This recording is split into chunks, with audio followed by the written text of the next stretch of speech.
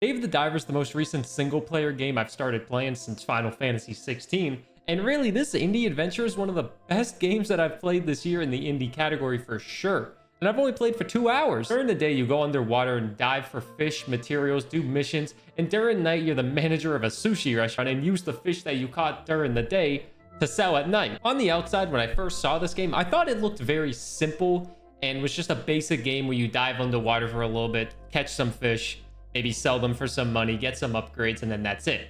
But inside the game, after playing for 2 hours, it shows that this game has so much more to offer than the $20 price tag on the game. And I think this is one of the best pickups that you can get all year. Let's start with the main part of the game, which is the diving.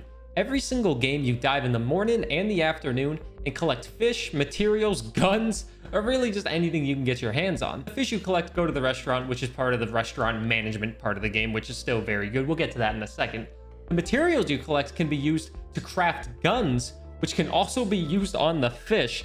But to get the guns, you have to find the blueprints of the guns multiple times before being able to fully buy them. Like I said, you have 2 expeditions every day in this game, and the expedition ends when you go back to the surface, use one of the blue tokens in the ocean to call for a ride to get back up, or you die.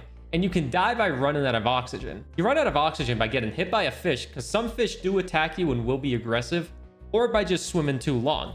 But luckily, you can find oxygen tanks that refill your oxygen full, which allows you to dive deeper for a very much long expedition. The expeditions are basically endless until you decide to end it, and you get 2 of them every single day. A gun's not your only weapon. You do have a harpoon, which is good to catch a little tiny fish and maybe damage some fish, but you can upgrade the harpoon, the oxygen level, Dave's suit, and you can basically upgrade everything with money that you earn from the restaurant, which we will talk about in a bit.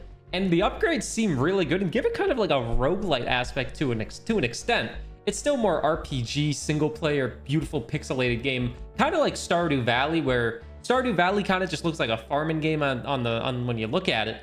But when you actually play it, you realize, oh my god, there's like so much in this game. And that's what Dave the Diver is. We have the fishing expeditions, and there's still a lot outside of the fishing expeditions. You have a nice little Pokedex-esque counter to keep track of all the fishes that you caught. And they even have a character that looks like Ash Ketchum, and his name's Soto, which means like Ash in Japanese. Someone in Twitch chat told me, twitch.tv/Burr if you want to watch it live. Those nerds knew. The second biggest part of this game is the restaurant management you have to do and the simulation of that. And honestly, it's executed very well. I feel like it's a lot better than PlateUp. PlateUp goes more in depth because that's the entire game. But this game is literally, you do everything. You're pouring green tea for customers, trying to get the biggest tip possible by pouring it perfectly. And then you're just delivering food to people. That's all it is. And people will get angry and leave.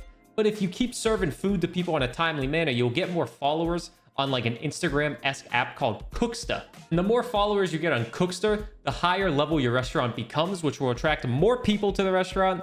And then you can unlock more recipes that you can use. And then inside of the recipes, you can also enhance them so they can sell for more money. But to enhance them, you need to have like the same item for that recipe like 3 times, 5 times. I've only enhanced a couple recipes, but it's like a nice little bonus to make recipes worth even more. It's insane, really, how much is in this game. After a couple in-game days in Dave the Diver, you can also hire people to help you in the sushi restaurant, so you don't have to do everything yourself. You can hire people to help serve food and to cook food. Personally, you have to hire a server first, but I'm excited to see how much faster the food gets cooked once you hire more cooks. But they really help enhance the restaurant so much more and help make this process go so much smoother. As someone who worked in a restaurant, it sucks not having any employees with you. I've been there by myself. It's just stressful. It's sweaty. But if you can't really afford to miss customers in real life, so you really don't. And people don't usually leave after 15 seconds like they do in Dave the Diver. But still, then you can upgrade the people that you hire with gold coins so they're better at their job. It's insanity. This game, there's so much into this game that you would not expect when you first look at it. So we talked about Cooksta a little bit, but I forgot to mention this. Cooksta is only related to the restaurant. It has nothing to do with the diving aspect. And the more followers you get on Cooksta, the more highly regarded your restaurant becomes. It starts off as like a bronze restaurant. You can get it up to silver, gold, platinum, diamond, all of that stuff. And when you get more unlocks in Cooksta, you unlock more menu items, more space for hirees, more recipes. There's a lot you unlock, more ingredients. There's a lot to unlock with this leveling up system inside the restaurant, and to do it based off followers, and followers are pretty easy to get. doing it based off of followers is pretty fun. After every single night at the restaurant is over, you get graded based off how well you did, being 1 to 5 stars, and those stars get added to your like wallet, I guess, and with that you can unlock new recipes as well with those. And then it has these really nice animations after you unlock them sometimes, and the animations are over the top in this game for what this game is. I feel like I'm fumbling all over the place right now, so let's just go over a TLDR. Dave the Diver.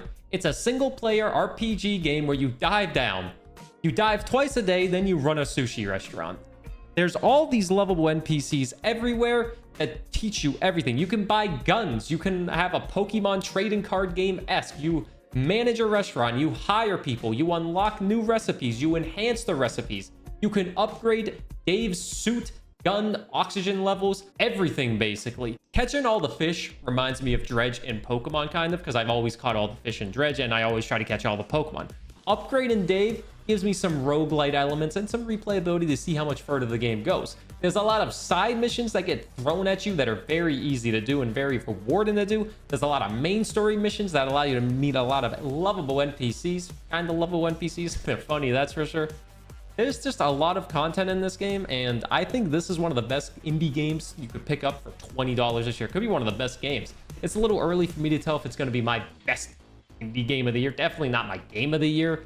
But for $20, you gotta try this game out. It's fantastic. It's been in early access for a while, and I've looked at it before, but never fully looked at it, you could say. So just wanted to make a quick video on Dave the Diver. It was probably jumbled all over the place. Like and subscribe if you liked this type of video, I guess, and I'll see you next time. Go buy Dave the Diver. I'll be playing more of it on twitch.tv/Burr. Bye.